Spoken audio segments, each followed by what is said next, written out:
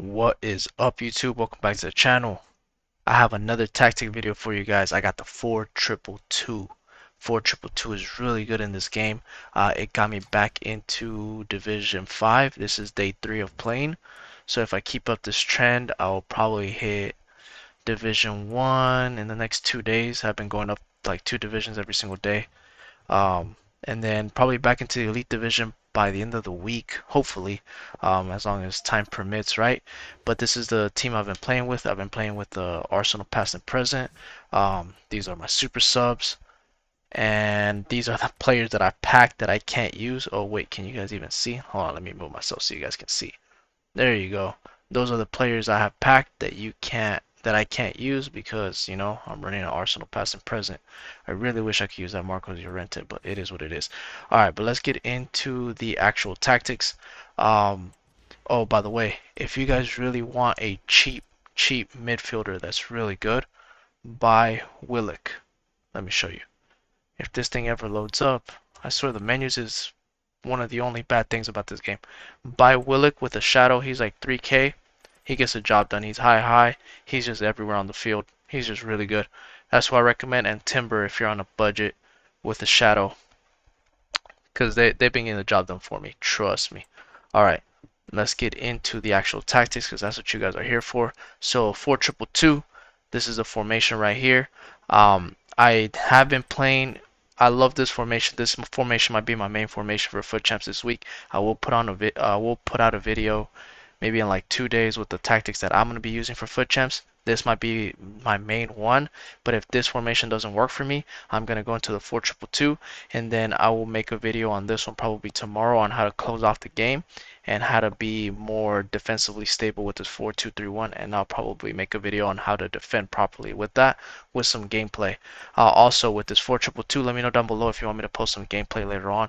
I will, on how I use this formation, right? So this is how the formation lines up, 4-2-2-2. Tactics. This is for old gen. I sent it to one of my friends that plays on new gen, and the only thing I had to switch for him was the depth. So I'll let you know what to do right now. I'm still playing old gen. It is what it is. Defensive style balance with 37, depth 57. Just stay there. You could go a little bit more deeper, like 55 if you want. No lower than that on old gen, just because everybody's playing those over the top through balls right now, and they're just very strong. So you don't want to be sitting too deep. You kind of want to be a little bit more higher up. So 57 is really good. If you're on new gen, 60 to 63 has been working really good there. If not, you can drop it down to about 58ish, not too deep. That's the only difference that I have seen on both consoles. So I would say depth 57. If you guys try this out and you guys are on new gen and you guys don't like the 60 depth or 63 depth, let me know down below so you guys can help out the community too. Just let me know down below. Yeah, so 57 depth for old gen, lower 55, but I would say 57. Start off with 57, and new gen 60, 63, somewhere around there. Okay. Build up play balance, chance creation, direct passing. I was messing around with forward runs, but it just made it way too attacking in this formation. Normally it's good to be that attacking, but since you don't have any central cams for support, sometimes your strikers are all over the place, and you don't need that because then you have nobody to send it to in the middle, especially if you're getting pressed or if you're playing against a 4-1-2-1-2 narrow. So I recommend not doing forward runs on this formation, just doing direct passing on both old gen, new gen with 57. Just make the formation a little bit wider so you can abuse the cutbacks because cutbacks are still overpowered in this formation. I mean, in this game. Also, what is it? Crosses. Crosses are very overpowered right now.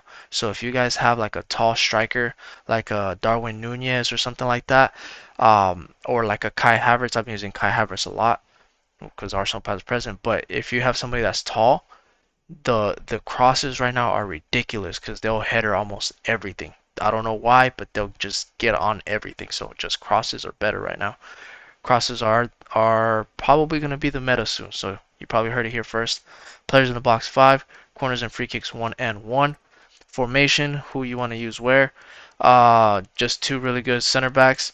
Like I said, Timber, he's cheap. He's like 2k with a shadow, probably like 3k, 3500. Paulista, if you can level him up, or what is it, Evo him up, he becomes 80.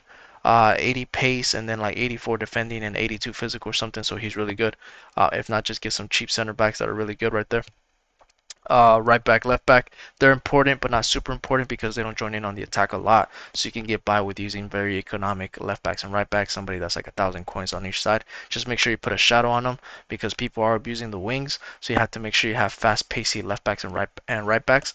On the CDMs, make sure you have one very defensive CDM, like a tankish player, a destroyer. For me, that's Declan Rice, and one box-to-box center mid. So a high work rated player right here, which is Joe Willock for me. Again, like I said earlier at the beginning of the video, this guy's only like 3K with a shadow. Just buy him. He's high. He's prem. He gets the job done. Players like that, that's what you need.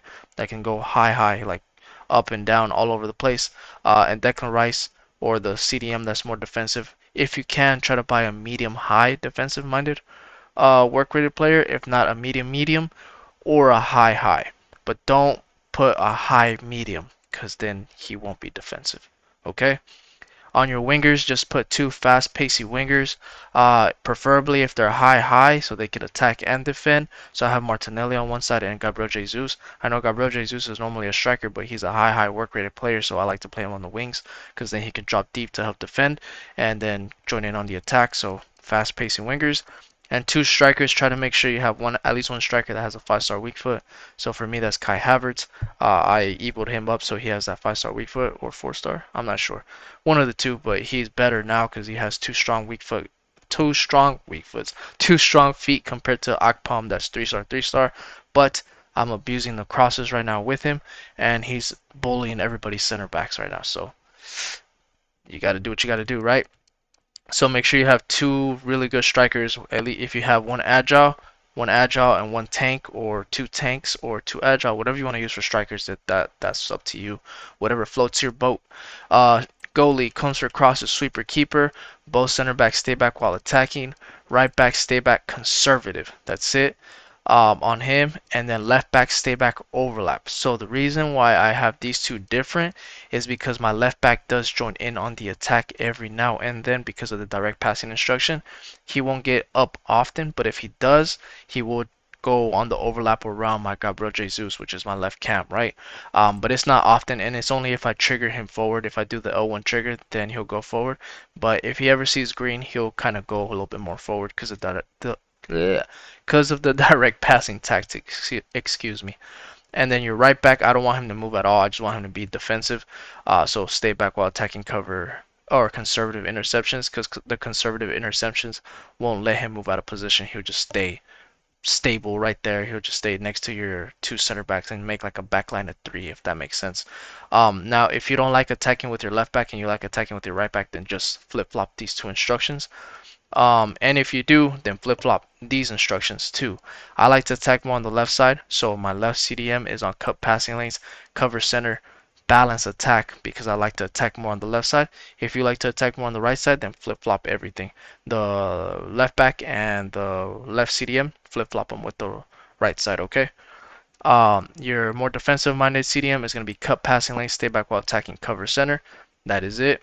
Right cam, come back on defense, get into box or cross. Left cam, come back on defense, get into box or cross. And both strikers are on stay central, get in behind.